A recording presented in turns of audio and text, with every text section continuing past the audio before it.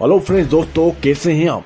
आपका वेलकम है, स्वागत है आज के इस प्यारे से डिबेट वीडियो के अंदर। आज के डिबेट वीडियो के अंदर हम देखेंगे सुप्रिया श्रीनाथ जो कि कांग्रेस की प्रवक्ता है, उसके अलावा सुधांशु त्रिवेदी जो कि बीजेपी के प्रवक्ता है, उसके अलावा अंजना ओम कश्यप जो कि दलाली के लिए जानी जाती हैं। जी हाँ, अंजना मोदी के नाम से भी जानी जाती है। आज की वीडियो के अंदर हम देखेंगे कि किस तरह से अंजना ओम दलाली उल्टे सुलटे हिंदू मुस्लिम मंदिर मस्जिद वाले सवाल पूछेंगी। दूसरी तरफ सुधांशु त्रिवेदी बकलोल झूठ बोलने में माहिर इंसान, हमेशा की तरह झूठ बोलेगा, हिंदू मुसलमान मंदिर मस्जिद की बात करेगा। लेकिन सुप्रिया श्रीनाथ जी उसकी बात को पलट के सच्चाई के ऊपर लेके आएंगी, आम इंसान की बात करेंगी, रोजगार की बात करेंगी, हिंदू मुस्लिम मंदिर मस्जिद की बात को दूर ले जाके सच्चाई और हम यंगस्टर की बात करेंगे। तो चलिए शुरू करते हैं आज का प्यारा सा डिबेट वीडियो को लास्ट तक जरूर देखिए। ऐसे में मेरा प्रश्न आपसे ये है, जो कांग्रेस भी कहती है कि आप राम मंदिर का में तो प्राण प्रतिष्ठा कर रहे हैं, लेकिन राम राज्य के जो मूल है, जो उसकी नींव है, क्या उसका पालन हो रहा है? कैसे आप यकीन दिलाएंगे जनता को कि आप राम राज्य का पालन करके सरकार चला रहे हैं? ये बड़ी अच्छी बात कही आप। ये भगवान राम चुनाव तो छोड़िए, राजनीति का भी मुद्दा नहीं है, ये भारत की अस्मिता का मुद्दा है।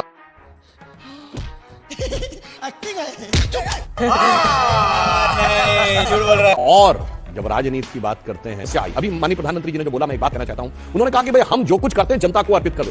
हमारे धर्मशास्त्रों में प्रेरणा दी गई है, स्वदीयम वस्तु गोविंदम तुभ्यम समर्पयामि। आप ही की वस्तु थी, हमने आपको समर्पित कर दिया। उन्होंने और जाने कौन कौन सी बहुत सारी बातें थी, इंडिया इंदिरा हो जाता था। तो इसलिए जो भगवान के प्रति समर्पित रहता उसमें अहंकार।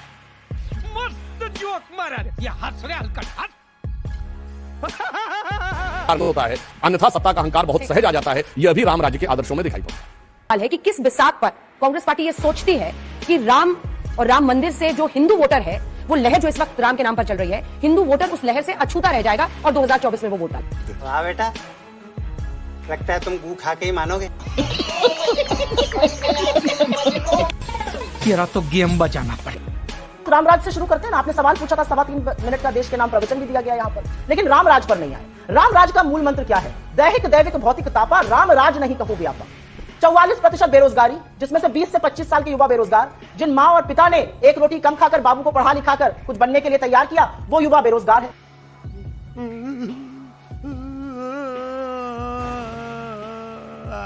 जब वो खाने की थाली परसती है तो उसमें आटे से लेकर दही पर जीएसटी है।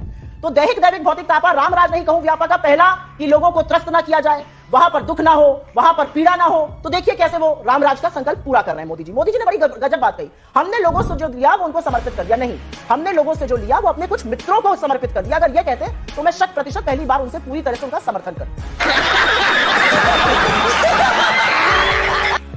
ये बड़ी अच्छी बात कही आप। असलियत यह है अंजना जी कि आप या भारतीय जनता पार्टी के जो शब्द हैं उससे मुझे आपत्ति। आपने कहा हिंदू वोटर अछूता रह जाएगा। मेरे लिए वोटर ना हिंदू है, ना मुसलमान है, ना सिख है, ना ईसाई है। मेरे लिए वोटर हिंदुस्तान का वोटर है और वो मूल मुद्दों से परेशान है और वो परिवर्तन चाहता है। वो चाहता है कि जिस दम और अहंकार से ये सरकार चल रही है, जब महंगाई होती है, 4 महीने की चरम सीमा पर महंगाई है, कोई चर्चा सुनाई दे रही है? ये झूठ है, झूठ है, झूठ है। तुम्हें शर्म है? कुछ शर्म आया है? सरकार ने कुछ कहा है इस महंगाई को लेकर? 9.5% पर खाद्य में महंगाई है। फूड इन्फ्लेशन 9.5% पर है, शहरी क्षेत्रों में 10% पर है। सरकार के चेहरे पर शिकन आ रही है? नहीं आ रही है। क्यों? क्योंकि खड़े होकर कह देंगे जी हम तो लहसुन प्याज नहीं खाते, कुछ और भी बोल देंगे हम ये चीजें नहीं खाते। 9.5% फूड इन्फ्लेशन, कंजम्पशन आधा हो गया है, मतलब लोग उपभोग कम कर रहे हैं। ये सब क्या दिखाता है? ये सब दिखाता है कि लोग परेशान हैं बेरोजगारी से, महंगाई से, आर्थिक असमानता से। लोग परेशान है महिला अपराध से। IIT BHU में अगर आपके गुर्दे पकड़े जाते हैं तो लोग सवाल पूछ रहे हैं कि रामराज की परिकल्पना क्या थी? जिस मर्यादा पुरुषोत्तम के नाम पर आप बात करते हैं, वो मर्यादा पुरुषोत्तम के सामने आप कैसे सर झुका के खड़े होते हैं? शाबाश बेटा, बहुत बढ़िया। यही नहीं, अभी और सुनिए। जिस मर्यादा पुरुषोत्तम की आप बात करते हैं वो राम तो सबके हैं। कोई आपकी ना बपौती है ना आपका आधिपत्य है राम पर। ठीक है सुधांशु जी, एक बार आप जवाब दे दीजिए। वो कह रहे हैं कि राम राज्य पर आपकी सरकार नहीं चल रही है। कई प्रश्न उन्होंने दागे, उसके बाद मलूक नागर जी मैं संक्षेप में जवाब दे देता हूं। आशुतोष वर्मा भी हमारे साथ जुड़ गए एसपी की तरफ से। मैं संक्षेप में जवाब देता हूं। उन्होंने महंगाई की बात कही तो मैं कहता हूं चेक कर ले कोई भी जाके। उनके 10 साल में औसत महंगाई की दर रही है 8.2%। हमारे पिछले 9.5 साल में औसत महंगाई की दर रही है 5.1%। आज के समय में दुनिया में कोई ऐसा देश नहीं है G20 कंट्री में जहां महंगाई हमसे ज्यादा हो, जहां पे महंगाई की दर हमसे कम हो और विकास की दर हमसे ज्यादा हो। झूठ बोलो, बार बार झूठ बोलो। महंगाई और विकास की दर में इस समय वर्तमान चुनौतीपूर्ण परिस्थितियों में इन्होंने कहा कंजम्पशन कम हो रहा है। तो अभी का डाटा है कि पिछले साल में भारतीयों में 41 लाख 4 व्हीलर्स खरीदे, 41 लाख, कंजम्पशन कम होता दिखाई पड़ रहा है। हवाई यात्रा में भारी वृद्धि हुई है, कंजम्पशन कम होता दिखाई पड़ रहा है। और जो मकान खरीदे गए पिछली बार की तुलना में वो 24% ज्यादा है। तू कुत्ते का पिल्ला है, कुत्ता है तू कुत्ता। सामान्य मकान, जो लग्जरी मकान कहते हैं कि जिनकी 1.5-2 करोड़ से ऊपर की कीमत होती है, उसमें 31% की वृद्धि हुई है। रोजगार की बात करते हैं कि जब इनकी सरकार थी उस समय 11 crore EPFO, employ provident fund scheme के खाते थे, अब 27 करोड़ है। तो 16 करोड़ कोई ऐसा तो नहीं अपने आप किसी ने खाता खुलवा दिया और उसमें उसका नियोक्ता पैसा भी डालने। भाई साहब कुछ ज्यादा नहीं हो गया ये?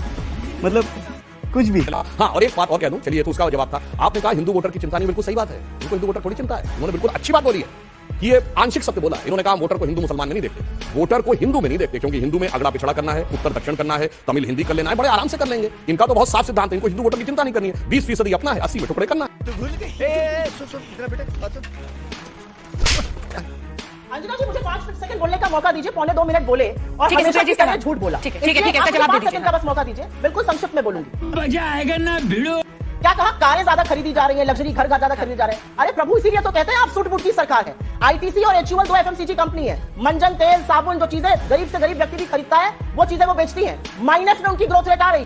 ये भगवान क्या जुल्म। माइनस में प्रॉफिटेबिलिटी है। क्यों? क्योंकि गरीब ये छोटी छोटी रोजमर्रा की चीजें नहीं खरीद पा रहा है। कंजम्पशन का मानक एफएमसीजी होता है, कंजम्पशन का मानक लग्जरी विला नहीं होता। लेकिन ये आप नहीं समझ सकते, क्योंकि आप सूट बूट पहनकर 15 लाख का सूट करके नहीं समझ सकते। और तुम चुल्लू भर पानी में जाके डूब के मर जाओ। एक बात और कह दूं, असलियत यह है कि देश के लोगों को देश के देखने के बजाय, भारतीयों की तरह देखने के बजाय आप विभाजित करते रहे। आप तो देश को उस कगार पर ले आए कि 80 करोड़ लोगों को अगर आप फ्री का राशन ना दीजिए तो वो लोग भुखमरी से मर जाएं।